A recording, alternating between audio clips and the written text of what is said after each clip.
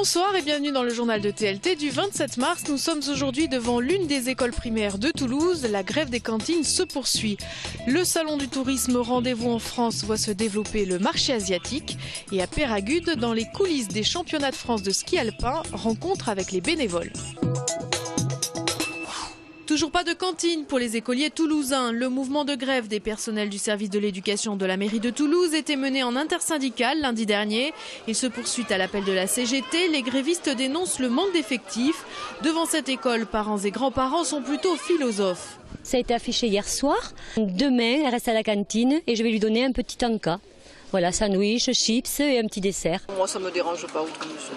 Mais ce que je vais faire, c'est que jusqu'à la fin de la semaine, elle aura un repas froid que je lui mettrai dans le cartable pour qu'elle puisse rester manger à la cantine avec les copines et que ça m'évite à moi de faire des allers-retours pour la récupérer à midi. Une délégation de grévistes a été reçue ce matin à la mairie. Demain, c'est un appel à la grève nationale et interprofessionnelle qui a été déposé.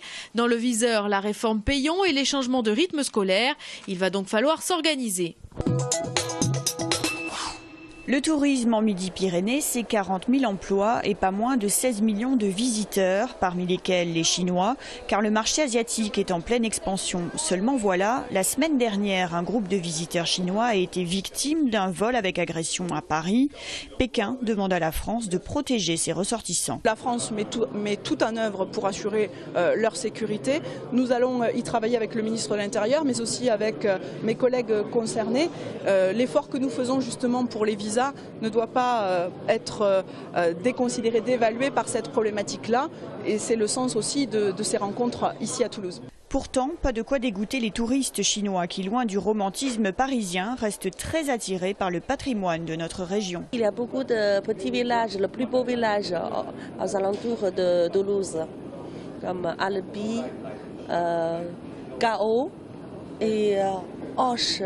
La sécurité, c'est toujours le problème. Pas seulement aujourd'hui, c'est toujours le sujet qu'on a parlé depuis que je fais ce métier. Chaque année, 1 million de Chinois visitent la France. Avec cette évolution, les groupes de touristes laissent de plus en plus la place aux voyageurs seuls.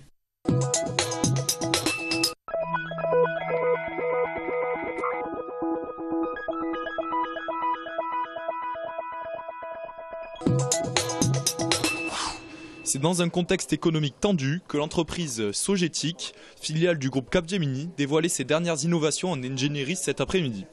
L'occasion de revenir sur l'importance de plus en plus forte de cette entreprise dans le tissu économique toulousain.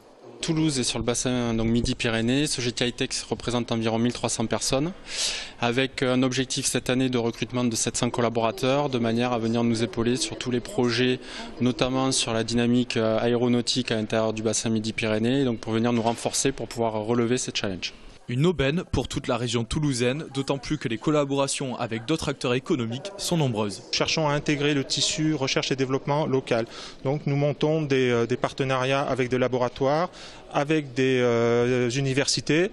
À titre d'exemple, aujourd'hui nous avons 5 thèses que nous finançons, nous, Sogeti High-Tech, en collaboration avec des laboratoires de la région toulousaine. Donc on contribue à dynamiser le marché de la recherche et développement et de l'innovation au niveau de Toulouse.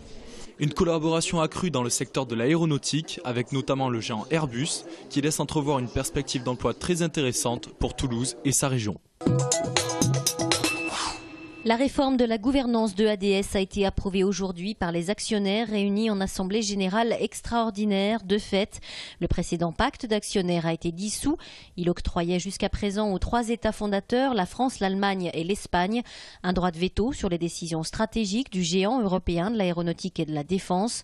Le français Lagardère et l'allemand Daimler peuvent donc désormais se retirer du capital de ADS. La participation de la France et de l'Allemagne à hauteur de 12% et 4% pour l'Espagne ne leur confère plus aucun droit exceptionnel. Les représentants des apiculteurs reçus à la préfecture ce matin, dans le cadre de la semaine sans pesticides, ils demandent à l'État l'interdiction des pesticides néonicotinoïdes, l'un des plus connus étant le Cruiser, des insecticides reconnus toxiques pour les abeilles par l'Agence européenne de sécurité alimentaire. Ces produits sont utilisés en agriculture pour l'enrobage de certaines semences et ils sont extrêmement dangereux pour les abeilles parce qu'ils ont une rémanence longue, aussi bien dans les sols que dans les plantes.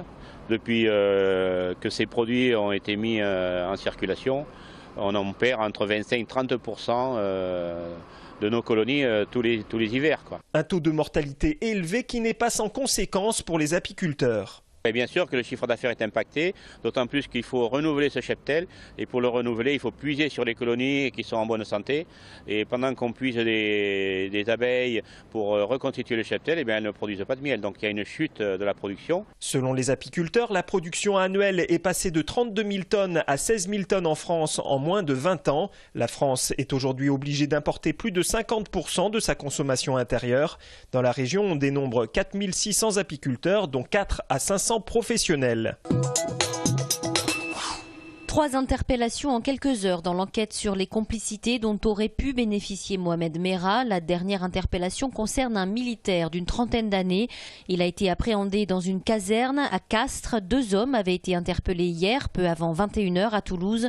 Aujourd'hui, le frère du tueur, Abdelkader Merah, est la seule personne mise en examen dans ce dossier, notamment pour complicité d'assassinat. Il est toujours incarcéré à Fresnes. 1 an après les meurtres, les enquêteurs essaient de remonter la piste d'éventuelles complicités de Merah en France et à l'étranger. La solidarité l'a emporté. 4 étudiantes en communication à l'université Toulouse-Capitole ont organisé sur Facebook un concours, l'idée qui tue. Parmi 51 idées exprimées, 5 se sont retrouvées en finale, parmi lesquelles et si les murs de Toulouse avaient leur mot à dire ou encore et si l'on se déplaçait en bateau-bus à Toulouse. C'est finalement celle de Cyril Lijard, ancien sportif reconverti dans la communication, qui a été choisie.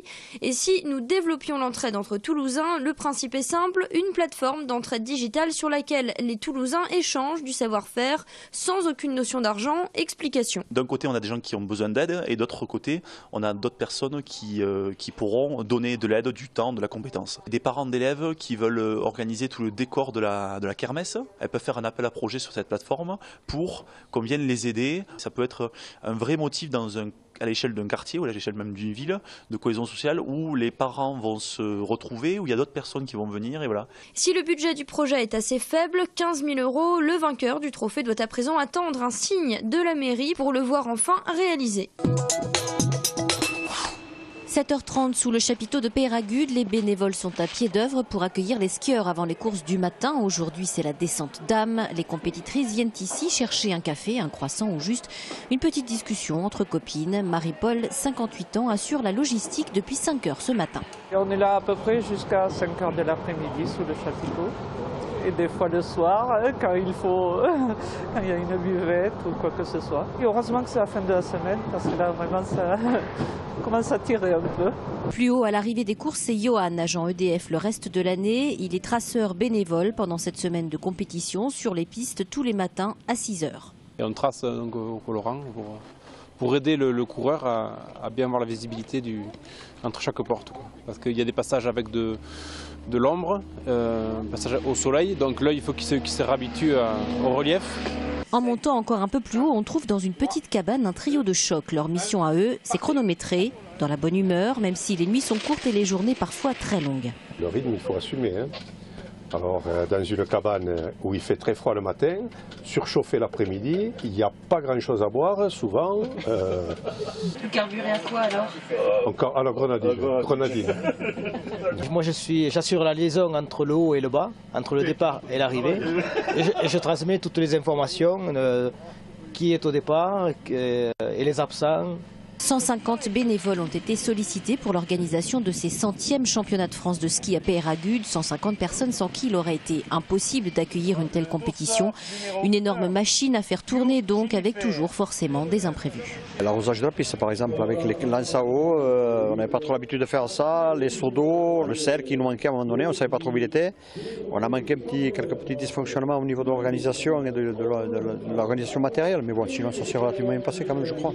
Forte du succès de cette manifestation, Peyragudes, soutenue par la région et les conseils généraux de Haute-Garonne et des Hautes-Pyrénées, est déjà dans les starting blocks pour l'organisation de prochains championnats de France de ski.